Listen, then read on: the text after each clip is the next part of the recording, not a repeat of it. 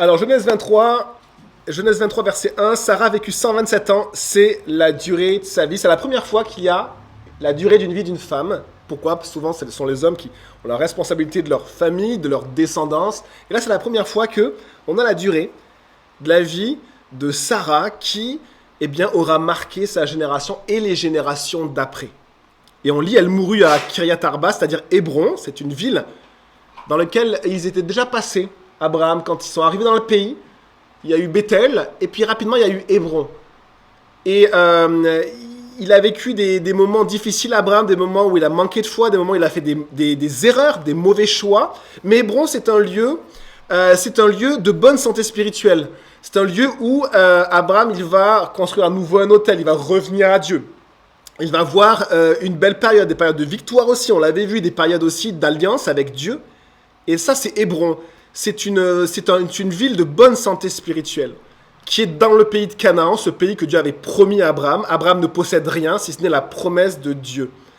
Abraham vint mener deuil sur Sarah et l'a pleuré. Alors voici, c'est la fin de Sarah. On voit la durée de sa vie. On voit que finalement, même la vie incroyable d'Abraham va prendre fin, la vie incroyable de Sarah va prendre fin, et chacun d'entre nous, même si pour certains on est dans la force de l'âge, d'autres on est peut-être adolescent, jeune adulte, d'autres on est dans le middle age, comme on dit aux États-Unis, hein, on est dans les trentaines, quarantaines, d'autres plutôt âgés, grands-parents, proches finalement plus de la fin que du début. Et bien en tout cas, la vie de chacun un jour prend fin. Et la vie de Sarah, eh bien, a duré 127 ans. C'est une belle vie que Dieu lui a donnée. Et elle est honorée ici. Honorée, on a la durée de sa vie. Et d'ailleurs, l'épître aux Hébreux, qui va parler de la foi, va honorer la vie de Sarah. Dans Hébreux 11, je ne sais pas si vous arrivez à trouver Hébreux, vous allez dans le Nouveau Testament, le livre, l'épître aux Hébreux, hein, vous allez le trouver dans les pages 790 par là, 790, donc Hébreux 11, page 793, eh bien on lit ceci. 11, verset 11. C'est aussi par la foi que Sarah elle-même a été rendue capable d'avoir une descendance. Souvenez-vous de la vie de Sarah. C'est une femme qui était, on peut dire, une princesse de Dieu. Son nom veut dire princesse. Mais elle ne pouvait pas avoir d'enfant. C'était la pire honte. La pire épreuve qu'il y avait à l'époque. Et elle avait porté ça toute sa vie, mais elle avait une promesse de Dieu. La promesse de Dieu, c'est qu'un jour, Abraham et Sarah allaient avoir un fils. Mais ça n'arrivait pas. Et ici, on voit qu'il y a eu des hauts et des bas, des moments de doute, des moments de foi. Mais ici, on voit que l'épître aux Hébreux, c'est-à-dire le Saint-Esprit lui-même, est en train d'attester que Sarah a eu la foi. Et que cette foi-là, eh bien finalement, elle a rendu capable d'avoir une descendance. Parfois, Dieu nous promet des choses, mais nous ne croyons pas. Et Dieu attend que l'on croie, c'est-à-dire qu'il attend que l'on ait confiance en lui pour mettre en réalisation ce qu'il nous a dit. Et parfois, c'est notre absence de foi qui fait que notre vie est sèche et notre foi vient arroser une terre aride et il y a des choses qui poussent, il y a de la vie qui prend place, c'est la vie du croyant, une vie de foi. Abraham et Sarah sont des exemples de la vie des croyants, des exemples de la vie de foi. C'est par la foi que Sarah elle-même a été rendue capable d'avoir une descendance. Malgré son âge avancé, elle a donné naissance à un enfant. Pourquoi ? Elle ne pouvait pas donner naissance à un enfant. Son corps la rendait incapable de donner un enfant. Mais Dieu l'a fait. Pourquoi ? Parce qu'elle a cru à la fidélité de celui qui avait fait la promesse. Et elle ne parle pas de son mari. Elle parle de Dieu. C'est Dieu qui a fait la promesse à Abraham et Sarah. Abraham et Sarah sont associés constamment dans la promesse de Dieu. Constamment. Abraham ne va pas sans Sarah et Sarah ne va pas sans Abraham. Alors là, on va voir quelque chose un peu émotionnel, c'est qu'on va se dire, mais voilà, maintenant, il n'y a plus Sarah. Ça veut dire qu'il n'y a plus... C'est plus la vie d'Abraham et Sarah. C'est juste la vie d'Abraham. On passe à une nouvelle saison. Hein? Mais Hébreux 11, verset 12 nous dit, c'est pourquoi d'un seul homme, pourtant déjà marqué par la mort, c'est-à-dire dans la vieillesse, est née une descendance aussi nombreuse que les étoiles du ciel, pareille au sable qui est au bord de la mer et qu'on ne peut compter. Abraham et Sarah sont les pères et la mère de la foi, mais aussi du peuple élu de Dieu. Et Sarah, c'est la mère du peuple élu de Dieu. C'est celle aussi qui a cru. par la foi, alors que son corps ne lui a empêché d'avoir un enfant, eh bien, elle a été rendue capable d'avoir un enfant parce que Dieu avait parlé. Et aujourd'hui encore, les croyants, vous-même, on se base sur les promesses de Dieu. Et donc en cela, Sarah et Abraham sont des exemples pour nous. Hein, leur vie de foi résonne jusqu'à aujourd'hui. Et ça veut dire que vos vies à vous, vous avez peut-être des personnes autour de vous qui sont des personnes de foi. Peut-être que vous-même, vous êtes des personnes de foi. Sachez que vous pouvez marquer votre génération et les générations d'après. Pour la seule et simple raison que vous allez croire en ce que Dieu a dit. Croire en la fidélité de celui qui a fait la promesse. Dieu.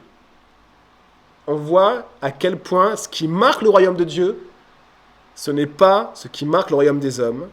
Sarah a marqué son temps par sa foi et elle a eu 127 ans, elle est décédée. Maintenant, on arrive du coup à une période de deuil que va vivre Abraham, la perte d'un être cher. Hein? Et on lit au verset 3, puis, donc, verset 2, je finis, donc, elle mourut à Kiryat Arba, c'est-à-dire Hébron, dans le pays de Canaan. Abraham va mener deuil sur Sarah et la pleurer. Le mot deuil, c'est doloré en latin, c'est douleur. Ça veut dire que quand on perd un être cher, on rentre dans un chemin de douleur. Et ici, la parole de Dieu nous parle de ce deuil qui est intimement lié à la condition de l'être humain. Si vous êtes un être humain, vous allez être un jour ou l'autre lié au deuil. Un chemin de douleur. Une séparation avec quelqu'un qui est proche de vous et une séparation définitive. Eh bien, Abraham rentre dans ce processus de deuil et on voit que il pleure sa femme. On va le voir après, hein, tout ce processus de deuil qui est présent dans ce chapitre-là.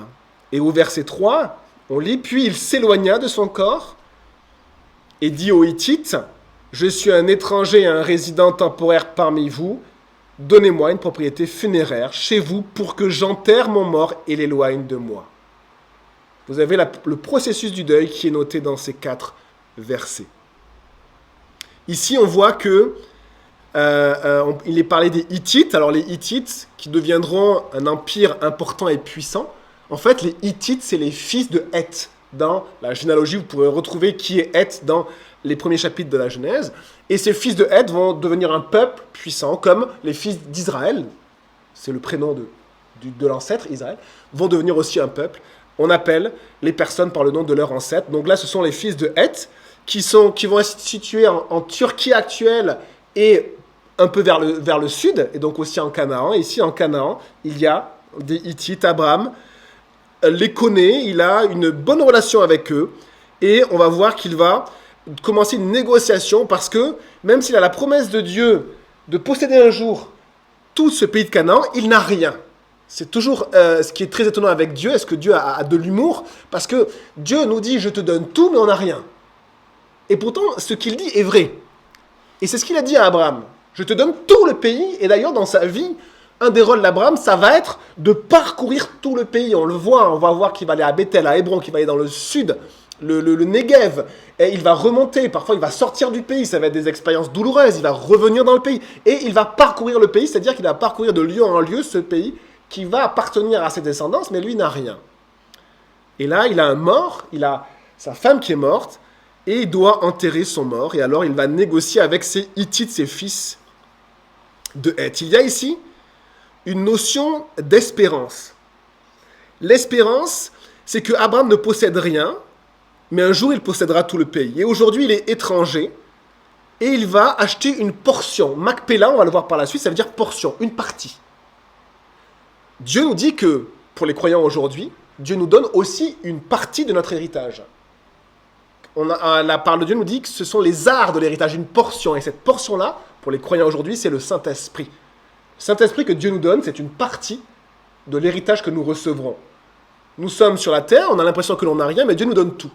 Et un jour, nous aurons réellement tout. Comme Abraham ici. Et alors Abraham, il va acheter une portion. Ça parle vraiment de cette espérance du pays promis, de ce que Dieu va nous donner. Une partie de ce que Dieu nous donne. Une toute petite partie du pays et qui va être utilisée ici comme propriété funéraire. Ce n'est pas la chose la plus glorieuse. Mais il y a une autre espérance ici. C'est l'espérance de la résurrection.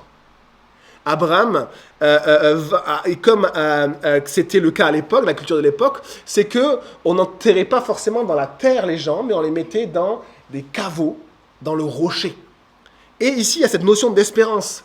C'est que le corps, en fait, on ne le détruit pas, on ne le brûle pas, il ne va pas se décomposer en terre, mais on le met dans une grotte, en attente. Et ça nous parle aussi de l'espérance des croyants, l'espérance de la résurrection. Un jour, il faut savoir que quand on meurt, eh bien, nous allons dans le repos. Mais ce n'est pas la fin, c'est un temps intermédiaire. Les incroyants attendent le jugement de Dieu, le jugement dernier, pour aller en enfer, mais les croyants sont dans un état intermédiaire, entre deux, ils sont dans le repos, la parole de Dieu nous dit en fait qu'ils s'endorment dans le Seigneur. Et ils sont incomplets. Pourquoi est-ce qu'ils sont incomplets? Parce qu'ils n'ont plus de corps. Et nous avons été créés pour être dans un corps. Par exemple, les démons, eux, les démons n'ont plus de corps. Vous savez que les démons, ils demandent souvent à Jésus, laisse-nous rentrer dans ces animaux-là. Ils ont besoin d'un corps. Ils essaient de posséder quelque chose. Ils n'ont plus de corps, ils sont maudits. Ils sont séparés de leur corps. Les anges ont un corps glorieux. Nous avons un corps. Et quand nous mourrons, nous n'avons plus de corps, puisque notre corps terrestre se détruit sur la terre, et nous sommes dans un état intermédiaire. Et donc nous attendons la résurrection de notre corps. Et il est important que nos corps ressuscitent, pour que nous puissions à nouveau avoir des corps. Et ici, il y a cette espérance de la résurrection. Sarah va attendre dans cette grotte-là, son corps va se décomposer. Elle va être dans l'attente pendant des siècles, des milliers d'années. Mais un jour, elle ressuscitera. Et dans cette grotte-là sera enterré aussi Abraham, sera enterré aussi son fils Isaac, sa femme Rebecca, sera aussi enterré Jacob. Et une de ses femmes est Léa. C'est le tombeau des patriarches, le tombeau de l'espérance qui parle du pays promis, une partie du pays, mais qui parle aussi de l'espérance de la résurrection. Nous avons la même espérance aujourd'hui. L'espérance de la résurrection. Tous ceux qui nous ont précédés, qui sont morts et qui ont cru en Jésus-Christ, attendent la résurrection de leur corps. Ils sont dans une situation d'attente. Et ici, on a cette notion-là avec cette propriété, cette portion du pays que Abraham va acheter. Cette espérance de résurrection nous est relatée dans 1 Thessaloniciens 4, verset 16, je vous le lis. « Car le Seigneur lui-même a un signal donné, à la voix d'un archange, au son de la trompette de Dieu, descendra du ciel, et les morts en Christ ressusciteront. » Il faut que les morts ressuscitent. Il faut que ceux qui sont dans la mort aient à nouveau un corps. La notion de corps n'est pas négative dans la parole de Dieu, puisque Dieu nous a créés avec un corps, et sans le corps, nous sommes incomplets. Ensuite, nous qui serons encore en vie, nous serons tous ensemble enlevés avec eux sur des nuées à la rencontre du Seigneur dans les airs, et ainsi nous serons pour toujours avec le Seigneur. C'est notre espérance. Encouragez-vous donc les uns et les autres par ces paroles. Les apôtres ont cessé de dire, il y a 2000 ans, l'heure est proche, c'est les derniers temps, Jésus revient. Ça fait 2000 ans, hein. Et les apôtres continuaient à le dire. C'est notre espérance, l'espérance de la résurrection. Et d'être avec Jésus pour toujours dans le ciel. Alors voici Abraham qui rentre dans ce chemin de deuil, dans ce processus de deuil. Et ici, il y a cette notion de séparation. Il dit, donnez-moi un lieu pour que j'enterre mon mort et que je me sépare de lui. Ça fait partie du processus de deuil, la séparation. Malgré la belle relation qui existait entre Abraham et Sarah, c'était un beau couple qui a vécu toute sa vie ensemble, malgré tout ce qu'a traversé ce couple-là, Abraham et Sarah, toutes les épreuves, les hauts et les bas, le lien qui les unissait. Sarah est morte maintenant, c'est une réalité, et du coup, Abraham n'est plus avec Sarah, Abraham est seul. Abraham et Sarah formaient un seul corps, un seul être, et maintenant, Sarah n'est plus, et il n'y a plus qu'Abraham. La mort, quelle que soit la personne concernée, le lien qui nous unissait à elle, la mort nous sépare de manière définitive avec la personne, dans ce monde. Et je parle bien sûr dans ce monde. La personne n'est plus de ce monde et elle ne reviendra pas. Et c'est pour ça qu'on parle de deuil, parce que c'est un chemin de douleur, qu'on ne doit pas nier. C'est un chemin de souffrance quand on est séparé par le deuil. Mais ici, on voit qu'il y a un processus entier qui se met en place. Il n'y a pas que la souffrance. Il y a un processus qui va même jusqu'à un processus qui a un commencement et même aussi qui a une fin. C'est un chemin, le deuil. Un chemin qu'on a besoin d'emprunter, mais de continuer pour pouvoir en sortir.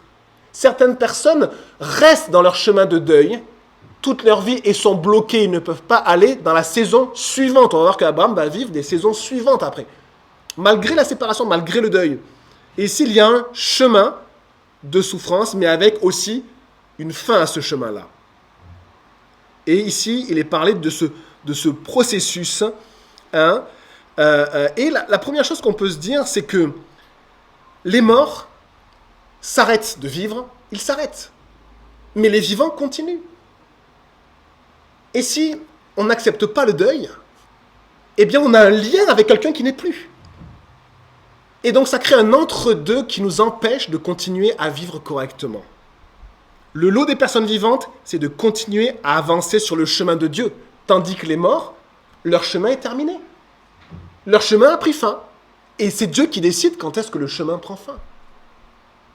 Et on voit dans la parole de Dieu, ces hommes de Dieu, ces femmes de Dieu, où il est marqué, il était rassasié de jour. Ça veut dire qu'il avait vécu sa vie, et maintenant son chemin s'est arrêté. Il est en repos avec Dieu, il attend la résurrection. Mais ce n'est pas notre cas ici aujourd'hui, parce que vous et moi, nous sommes sur la terre des vivants. Et si nous sommes sur la terre des vivants, c'est que nous avons un chemin à parcourir. Je vous lis ce verset, et j'espère qu'il va vous parler, Psaume 115, verset 17.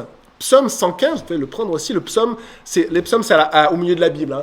Prenez au milieu de la Bible, et vous allez trouver les psaumes au milieu de la Bible. Et on a ici, dans les psaumes, on a ici dans le psaume 115, ce verset qui parle des morts et des vivants. Page 406 de ces Bibles-là, Psaume 115, verset 17, « Ce ne sont pas les morts qui célèbrent l'Éternel, ce ne sont pas ceux qui descendent dans le monde du silence, mais nous bénirons l'Éternel, dès maintenant et pour toujours, louez l'Éternel. » Les morts vont dans le silence, les morts s'arrêtent, ils vont dans le lieu de pause, de repos pour les croyants. Ils s'endorment dans le Seigneur pour les croyants. Leur chemin s'arrête. Ils attendent la résurrection des morts, qui s'opérera lorsque le Seigneur viendra chercher les croyants. Mais nous, les vivants, nous avons un chemin à continuer.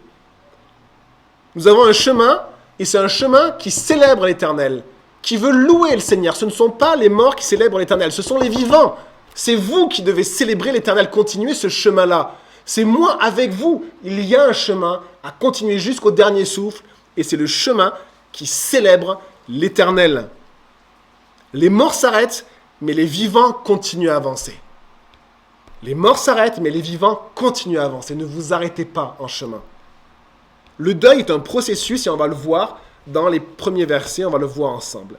Ce processus de deuil. Regardons ensemble Genèse chapitre 23, regardez, au verset 2. On voit que, au verset 2, on voit que Abraham va mener deuil sur Sarah et la pleurer. Le deuil, donc, c'est rentrer dans un état de douleur. C'est commencer ce processus de douleur. Mais c'est aussi le poursuivre pour le traverser. Et ne pas rester dans cet état de douleur qui est créé par la séparation d'avec un être aimé. Et regardez également, va mener deuil et la pleurer. Voilà les premières étapes du deuil. Et la pleurer, c'est ne pas bloquer ses émotions. Nous sommes des êtres émotionnels. Et quand nous sommes remplis de tristesse, parfois nous avons envie de pleurer. Et là, que ce soit les hommes, que ce soit les femmes, dans la Bible, on voit que tout le monde pleure à un moment donné. David a pleuré. Le peuple a pleuré lors de la mort de Moïse, son leader. Il a pleuré pendant 30 jours. 30 jours. Et ici, Abraham pleure. Et si nous sommes bloqués, peut-être dans nos émotions, que nous n'arrivons pas à pleurer, sachez que c'est un blocage parce que le Seigneur nous a créés avec des émotions, que nous avons besoin parfois d'exprimer. Dans certaines cultures et dans d'autres, ça s'exprime de manière différemment. Il y a des cultures qui l'expriment de manière assez incroyable. Il y a des pleureurs professionnels, il y a des gémissements, il y a des cris dans tous les sens. D'autres, c'est juste des larmes. Mais il y a cet état de fait, c'est que Dieu nous a créés avec des émotions et que la parole de Dieu nous enseigne à vivre les situations de nos vies avec les émotions qui sont liées. L'Ecclésiaste, par exemple, nous le dit, je vous le lis, Ecclésiaste 3, il y a un temps pour tout, un temps pour toutes choses sous les cieux, un temps pour naître, la joie, un temps pour mourir, la tristesse, un temps pour planter, un temps pour arracher ce qui a été planté, un temps pour tuer, un temps pour guérir, un temps pour abattre, un temps pour bâtir, un temps pour pleurer et un temps pour rire, un temps pour se lamenter et un temps pour danser. Si vous êtes loin de vos émotions, demandez à Dieu de reconstruire ou d'enlever les barrières. Alors, l'hyper-émotionnalité, je ne sais pas si ça se dit, est aussi un problème. Hein? C'est aussi un problème, mais on a besoin de ne pas être séparé de nos émotions. Ici, le pleur fait partie de le fait d'assumer cette tristesse. Je suis dans la douleur, je suis triste et je pleure. Je pleure, j'accepte cette douleur-là. Et je pleure cette personne que j'aimais et qui n'est plus. Et donc, dans le processus de deuil, c'est important. Deutéronome 34, verset 8, les Israélites pleurèrent Moïse pendant 30 jours. Dans les plaines de Moab. Puis les jours de pleurs et de deuil sur Moïse arrivèrent à leur terme. Il y a une fin aux pleurs. Si vous n'arrivez pas à arrêter de pleurer des jours et des jours et des jours et des jours et des mois après la séparation d'un proche, c'est que vous avez aussi besoin de sortir de ce chemin de deuil. Nous avons besoin de pleurer, mais nous avons besoin aussi de sortir des pleurs. Pourquoi ? Parce qu'il y a un temps pour tout. Un temps pour pleurer, mais un temps pour arrêter de pleurer. La parole de Dieu nous enseigne sur l'être humain, qui est vraiment profondément l'être humain.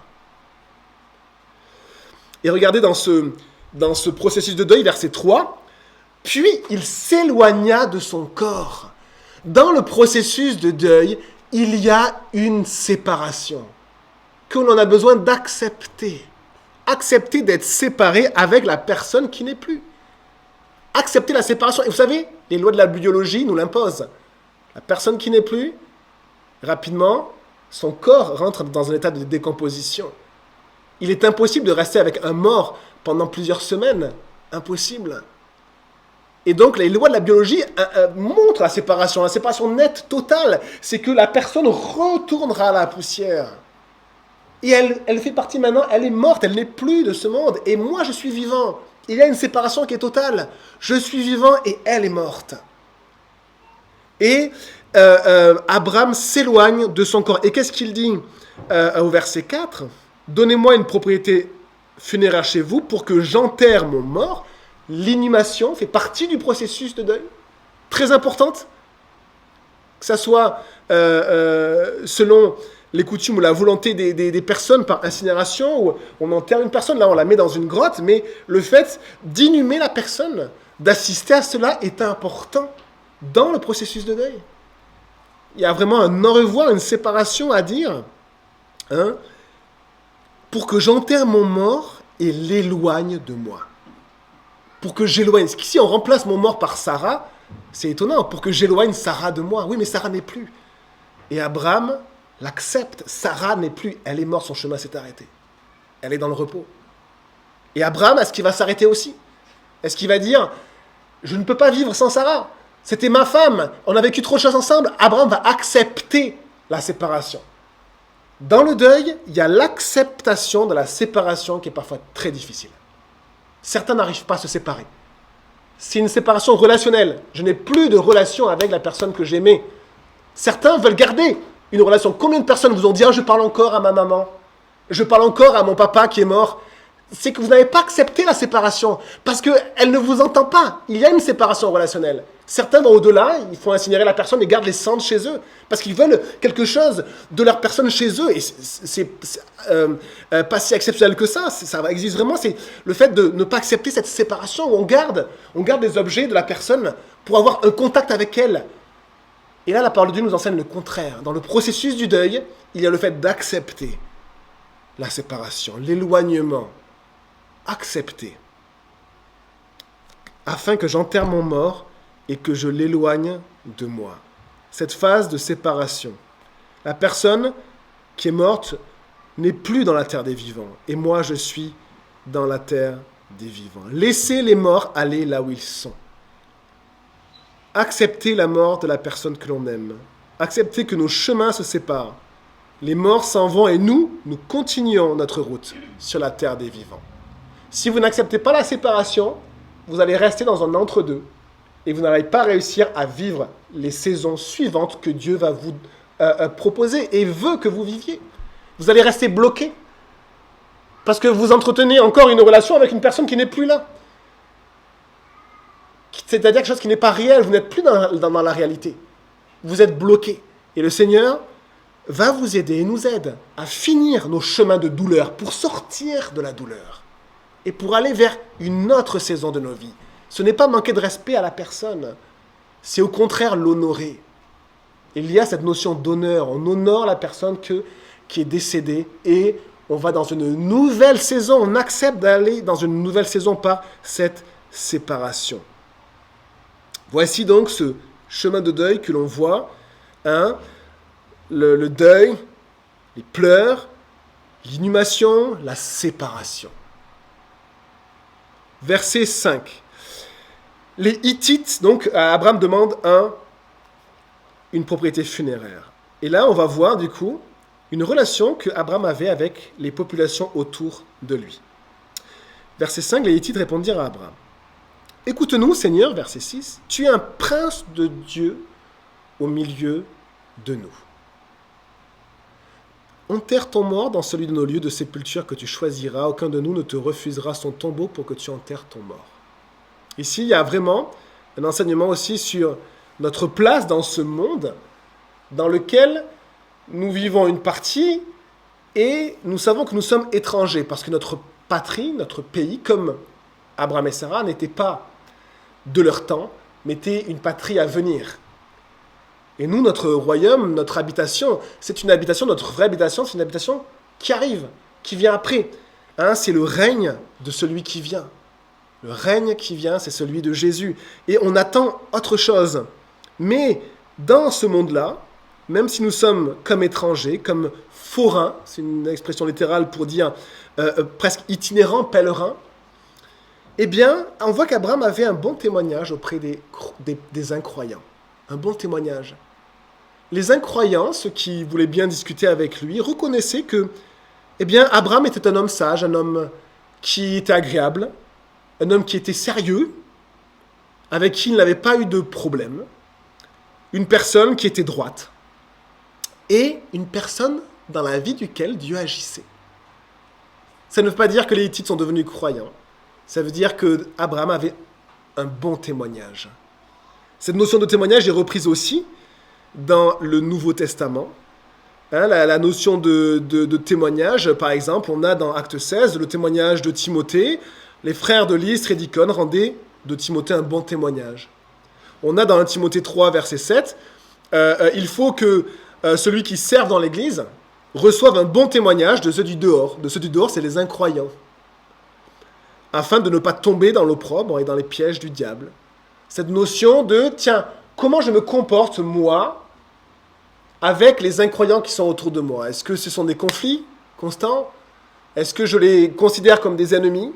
Ou est-ce que, comme Abraham, il y a cette paix de Dieu qui va faire que je vais pouvoir entamer une relation apaisée, courtoise, avec respect, où je vais même respecter les coutumes des personnes autour de moi, même s'ils sont incroyants. Abraham respectait les coutumes des Hittites, d'ailleurs. Il se plie aux coutumes des Hittites, il se prosterne, il va à la porte de la ville, c'était la coutume, c'était ceux qui siégeaient aux assemblées. Comme d'ailleurs il n'y avait pas de contrat écrit, quand on faisait des transactions, c'était sous le témoignage des autres, devant d'autres personnes, devant des témoins que l'on faisait ces contrats-là, à la porte de la ville. Abraham se plie à la coutume. Et on voit qu'Abraham est appelé un prince de Dieu. On a aussi David, qui va aussi avoir un bon témoignage auprès des Philistins, auprès de Achish le Philistin. Et Achish va lui dire, je sais, donc dans 1 Samuel 29, verset 9, tu es agréable à mes yeux comme un ange de Dieu. c'est un peu la même notion. Prince de Dieu, ange de Dieu, c'est comme celui qui représente un peu Dieu. Est-ce que nous représentons un peu Dieu autour de nous? Alors, parfois, il y a des gros échecs. Je réfléchis à ma vie quand je dis ça. Des fois, il y a des conflits. Et alors, des fois, il y a des choses qu'on ne peut pas éviter. Mais des fois, il y a des choses qu'on peut éviter. Et c'est là où le Seigneur nous appelle à rechercher la paix. À rechercher la paix. De vivre en paix et respect avec les personnes autour de nous. Et on a ce bel exemple d'Abraham qui avait ce témoignage-là. Tu es un prince de Dieu au milieu de nous. Enterre ton mort dans celui de nos lieux de sépulture que tu choisiras. Aucun de nous ne te refusera son tombeau pour que tu enterres ton mort. Alors, Abraham, verset 7, se leva et se prosterna devant la population du pays, comme ça se faisait. Il se prosterne par respect, il se prosterne devant les Hittites, et il leur dit, si vous permettez que j'enterre mon mort, et que je l'éloigne de moi, ben écoutez-moi, intercédez pour moi auprès d'Ephron, fils de Sochar, pour qu'il me cède la grotte de Macpéla, qui veut dire portion, qui lui appartient et qui se trouve à l'extrémité de son champ, qui me la cède contre sa valeur en argent, afin qu'elle me serve de propriété funéraire au milieu de vous. On a le droit d'acquérir des biens sur cette terre. On a le droit de négocier, on a le droit d'avoir des biens immobiliers, des biens mobiliers. Et on voit ici la manière dont Abraham négocie avec beaucoup de respect. Ce qui est aussi un exemple pour nous. On ne vit pas à la manière des incroyants qui veulent écraser parfois les autres pour avoir plus de biens. Mais on vit avec respect et on peut acquérir des biens. Et même acquérir des bonnes occasions parfois. On peut, absolument. Ici, on voit ce respect, cette humilité d'Abraham vis-à-vis des non-croyants. Et aussi, on va voir autre chose, la notion d'apprendre le langage des autres. C'est une notion vraiment importante pour les croyants, dans nos couples, avec nos enfants, avec nos collègues, avec les personnes qui sont autour de nous. C'est-à-dire s'adapter à la manière dont fonctionnent les autres. Ici, on a un exemple avec l'apôtre Paul d'ailleurs qui dit « Moi j'étais juif avec les juifs et grec avec les grecs. Eh bien Abraham est hittite avec les hittites. » Il s'adapte à eux. On a beaucoup de mal parce que parfois on est un peu dans nos bulles et on se met des airs de protection et on oublie de rejoindre les gens. Et comment les rejoindre si on ne parle pas leur langage? Si vous allez en Chine et que vous ne parlez pas le mandarin, ça va être compliqué. Si vous allez dans un pays où vous ne parlez pas la langue, ça va être compliqué. Alors, ce qui est bien au Congo, c'est qu'on parle français, on va devoir apprendre la langue du pays ou la langue maternelle des personnes. Le lingala, le swahili, pour aller rejoindre les gens. Mais quelle langue parlent vos voisins? Parfois, ils parlent français, mais ils ne vous comprennent pas. Et vous ne les comprenez pas non plus. Quelle langue ils parlent? Parfois, ils sont blessés, vous ne comprenez même pas pourquoi. Dans la langue des Français, parfois, les pas se font par une invitation, un apéritif. Parfois, c'est par une discussion, de voir si tout va bien. Quel est le langage de nos voisins? Est-ce que nous avons des bonnes relations avec nos voisins? Et on est tous impliqués dans cette réflexion-là. Alors, verset 10, Ephron était assis parmi les Hittites. C'est comme ça que ça se faisait, la porte de la ville. C'est un peu l'assemblée municipale de la ville. Et Ephron le Hittite répondit à Abraham devant les Hittites et tous ceux qui entraient par la porte de sa ville. « Non, mon Seigneur, écoute-moi, je te donne le champ, ainsi que la grotte qui s'y trouve. Je te les donne, en présence de mes compatriotes, enterre ton mort. » Alors là, heureusement qu'Abraham connaissait les coutumes, parce que c'est souvent de cette manière-là qu'on négociait. Encore jusqu'à aujourd'hui, en Orient, parfois, la personne va dire « Je te la donne, prends-la. » Mais c'est le début de la négociation.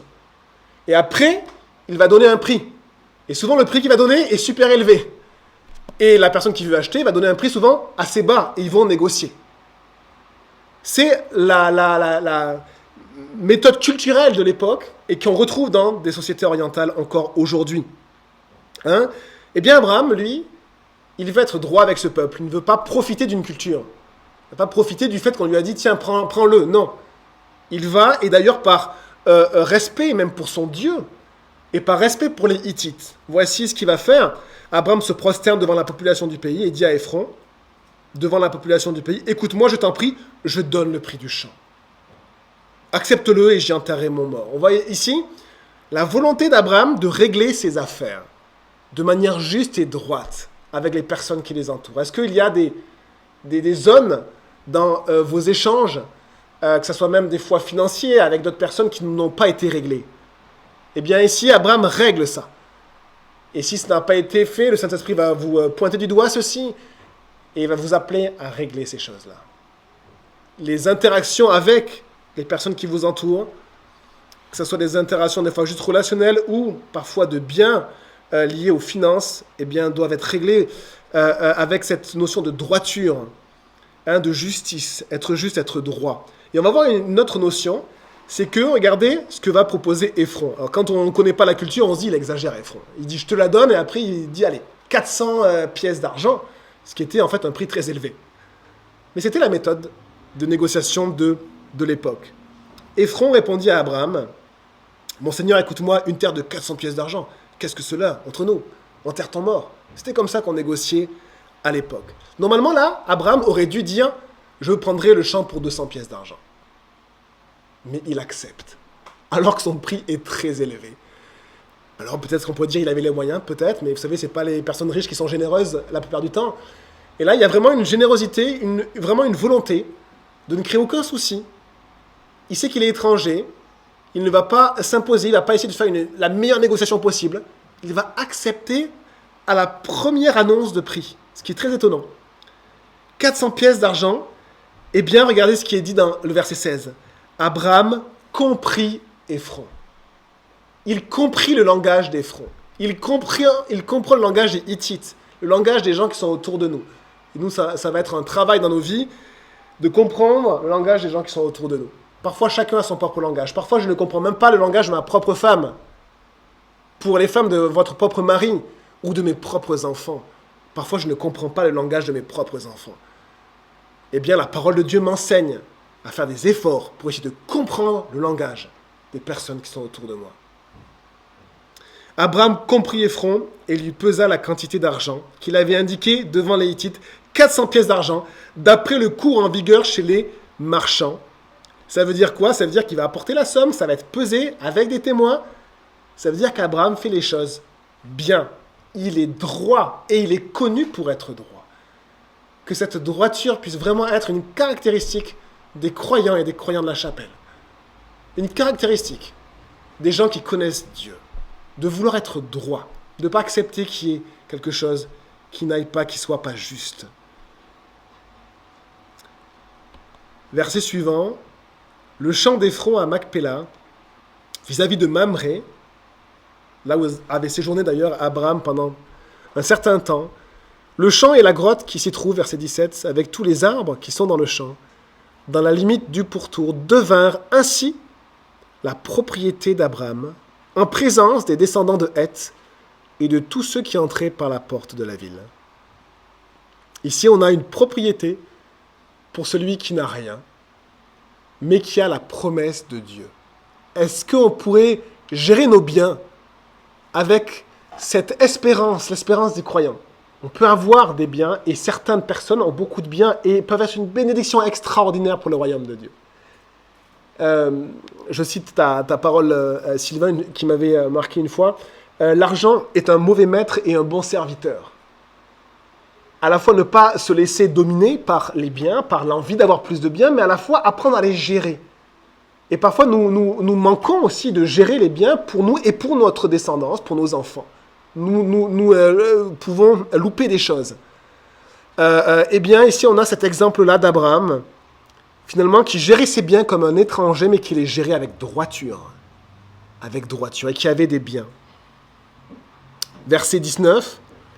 Après cela, Abraham enterra sa femme Sarah dans la grotte du champ de Macpéla vis-à-vis de Mamré, c'est-à-dire Hébron, dans le pays de Canaan.